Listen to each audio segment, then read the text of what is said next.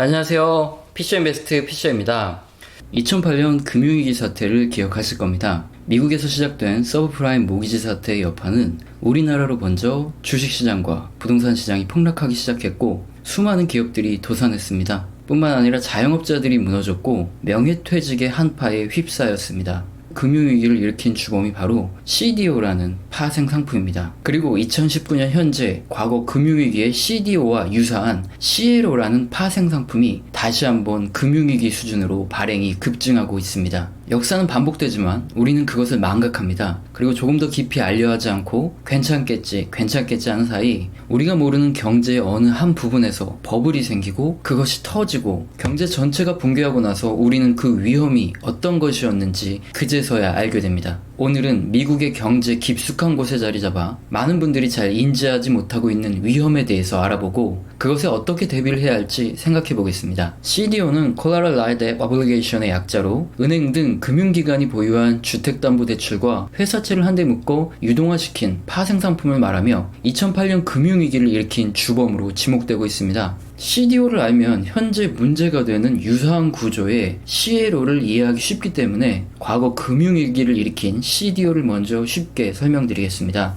지난 2003년 미국의 경기 둔화로 미 연준은 기준금리를 1%대로 인하합니다. 2019년 현재와 별반 다르지 않은 상황이죠. 당시 시중에 유동성 자금이 넘쳐나면서 미국 부동산 투기가 과열됩니다. 미국에서 주택을 구입할 때는 주택담보대출인 모기지론을 통해서 주택을 구입하는데요. 우리나라와 다른 점은 저렴한 이자율로 10년 이상 장기로 대출을 받을 수 있고 최악의 경우 은행은 담보한 부동산을 압류하고 모든 채무관계가 종료됩니다. 우리나라는 주택을 담보로 대출을 받고 난 후 상환에 문제가 생겨서 만약 은행이 담보한 주택을 압류할 경우에 은행이 주택을 경매로 처분하고 남은 채무를 갚아야 하는데 반해 미국의 모기지론 제도는 주택만 압류하고 채무가 종료되는 것이니 우리나라와 상당히 다른 이런 부러운 제도입니다. 미국 은행 입장에서는 목돈을 빌려주고 장기로 낮은 이자를 받아야 하기 때문에 수익성이 너무 낮아지죠. 이에 따라 은행은 가지고 있는 주택담보대출 채권을 상품화하여 금융회사에 판매하는데 이것을 MBS라고 부릅니다. 은행은 MBS를 통해서 대출한 원금을 빠르게 회수할 수 있고요. 다시 모기지 대출을 해주고 이것을 다시 MBS로 만들고 이 과정을 반복하는 방식으로 수익성을 상당히 크게 높여갑니다. 물론 이런 방식으로만 대출이 이루어졌고 대출이 깐깐했다면 문제가 되지 않았겠죠. 은행으로부터 MBS를 매입한 미국 금융회사들은 대출자의 신용상태에 따라 원금 회수 가능성이 높은 MBS 그리고 돈을 떼일 가능성이 높은 저신용 MBS 이 여러 가지를 한꺼번에 묶어서 신용도를 보강하죠. 그리고 여기에 회사채 등을 끼워 넣는 복잡한 방법으로 신용도를 높여서 투자자들의 재판매를 하게 되는데 이것을 바로 CDO라고 부릅니다. 그리고 CDO를 매입한 투자자 또는 금융회사들은 이것을 또다시 묶는 방식으로 또다시 CDO를 발행하면서 주택담보대출이라는 기초자산으로 수많은 파생상품이 연쇄적으로 만들어지며 레버리지가 더 커지는 거죠. 그런데 2007년 문제가 발생하고 금융위기가 터지기 직전까지도 이 CDO의 복잡한 투자상품의 구조상 투자자들은 위험 등급의 분석이 전혀 안 되어 있기 때문에 당시 금융기관의 레포트 및 신용평가만을 믿고 투자를 하였습니다. 그러나 이 상품은 최초 기초자산이 되는 즉 주택담보대출의 원리금이 제대로 상환되지 못하면 MBS부터 CDO까지 연쇄적으로 부도가 날 수밖에 없는 구조죠. 그리고 결국에 2007년 미국 주택시장이 하락하기 시작하면서 주택담보대출을 상환하지 못한 사람들이 증가하기 시작하였고 수많은 주택담보대출 채권은 부도가 납니다. 그리고 이를 기초로 만들어진 MBS와 CDO 투자 상품들 또한 연쇄적으로 부도가 나기 시작하죠. 이에 따라 당시 공격적으로 부동산 관련 금융상품에 투자했던 대형 투자은행 리먼 브러더스가 파산을 했고요. 나머지 미국의 대형 투자은행들 또한 같은 방식으로 투자를 해왔기 때문에 정부로부터 구제금융을 받아서 연명하게 됩니다. 그리고 동일하게 미국의 CDO에 투자했던 서유럽의 은행들까지 연쇄적으로 타격을 받아 자국 정부의 구제금융을 받게 되죠.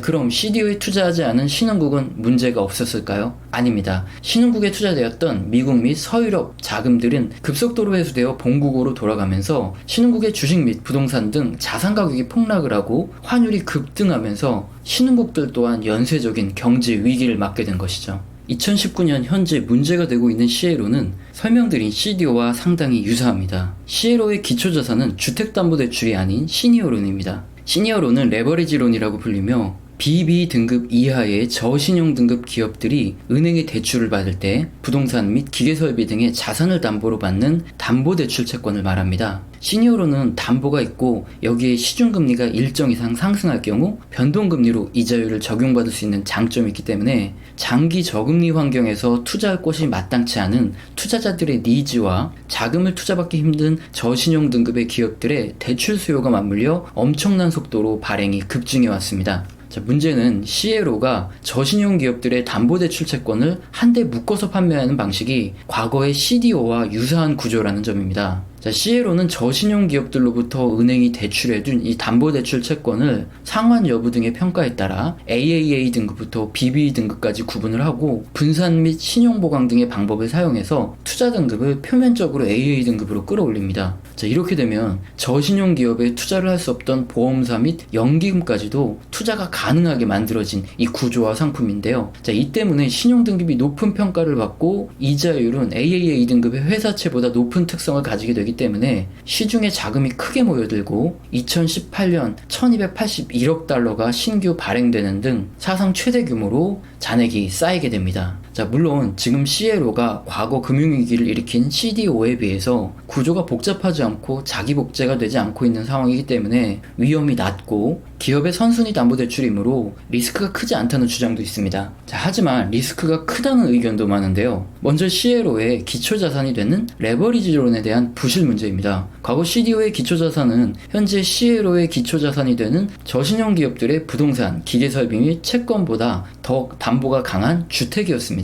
자, 게다가 현재 레버리지론을 발행한 저신용 기업들의 경우 이익 대비 차입금의 비율은 5배 수준으로 이것은 07년 금융위기보다 더 높은 상태입니다. 자, 문제는 앞으로 채권금리 상승 또는 저신용 기업들의 이익이 감소할 경우 이자 및 레버리지론의 원리금 상환에 문제가 발생할 확률이 높다는 것이죠. 자, 이것 말고도 문제점은 다양합니다. 먼저 미국의 저신용 기업들이 담보대출로 차입한 금액을 배당 및 자사주 매입에 활용하는 경향이 높다는 점입니다. 자, 기업이 대출을 하고 이 돈을 설비 투자 등에 투자하고 이것을 이용하여 이익을 내야 하는데 대주주의 배당 수익을 챙겨주는 데 사용하는 경향이 강하다는 것이죠. 자, 그리고 최근 미국의 세제 개편에 따라 인수합병이 증가하는 상황인데요. 레버리지 바이아웃이라고 줄여서 LBO라는 이 차입 매수 방식이 성행하고 있습니다. LB에는 인수합병을 할 때 자체 현금이 아닌 인수하려는 기업의 자산을 담보로 대출을 받고 그 기업을 인수하는 방식입니다. 문제는 대출을 받을 수 있는 차입금이 기업의 이익 규모에 연동하여 결정되기 때문에 매출 원가를 감소시키거나 손실 처리를 뒤로 미뤄 이익 부풀리기가 가능하기 때문에 능력을 초과하는 과도한 대출금을 받을 수 있다는 단점이 있다는 것입니다. 자, 이것 말고도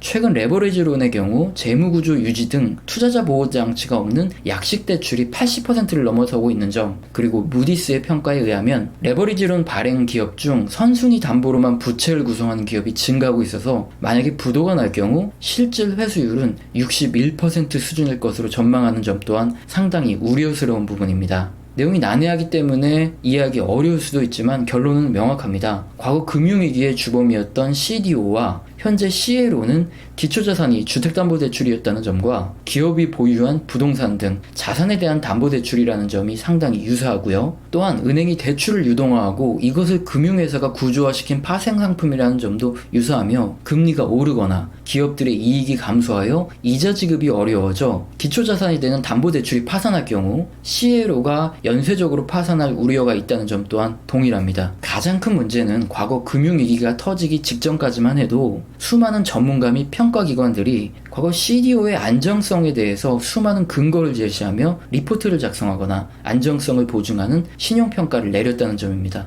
내부적으로 골마있는 부분은 아무리 외부 전문가라 할지라도 외부에서 평가를 하는데 한계가 있다는 것이죠. 결국 우리와 같은 일반 투자자들이 우리나라도 아닌 미국 기업들의 내부 사정이 썩어가고 있다고 한들 알기란 상당히 어렵습니다. 미국의 레버리지론의 대출 환경이 상당히 안 좋아져서 대출 상환 능력도 없는 기업들의 대출을 해주고 있을지도 모르고 은행들이 수익성을 위한 모랄 해저드로 앞으로 채권금리가 오르거나 저신용 기업들의 이익이 감소가 시작될 경우 급속도로 부도가 늘어날 가능성도 있습니다. 그리고 지금 CLO는 일본은행과 미국은행들이 전체 물량의 30%를 가지고 있으므로 문제가 발생할 경우 신흥국에서 일본계 자금도 이탈 가능합니다. 이 말은 지난 2008년 금융위기 당시와 마찬가지로 우리나라 경제가 아무리 건전하다고 해도 만약 시에로에서 문제가 생겨서 미국에서 경제 위기가 발생할 경우 미국계, 유럽계, 일본계 자금이 신흥국에서 이탈하게 되면서 우리나라 경제 또한 금융위기처럼 무너질 수밖에 없다는 것입니다. 자, 그럼 대안은 없을까요? 자, 그나마 우리가 확인할 수 있는 것은 하이힐드 스프레드입니다. 하이힐드 스프레드는 BB- 이하 저신용 기업들의 회사채 금리와 동일한 만기의 국채 금리의 차이를 알 수 있는 지표인데요. 해당 지표가 급등하면 미국의 저신용 기업들의 조달 금리가 상승하고 부도의 가능성도 높아지는 것을 의미합니다. 자, 그래서 만약 하이힐드 스프레드가 급등하는 이 경제 지표가 관찰되고 또한 미국의 저신용 기업들의 부도가 증가하는 소식이 들려오게 된다면 우리는 금융위기 당시의 CDO와 마찬가지로 지금의 CLO에서도 문제가 발생할 가능성이 있다는 것을 알고 이에 맞게 국채 비중을 늘리든 현금을 확보하든 리스크에 대비를 해야겠습니다. 오늘 영상도 마음에 드셨다면 구독과 좋아요 꼭 눌러주시고 지속적으로 시청 부탁드리겠습니다. 감사합니다.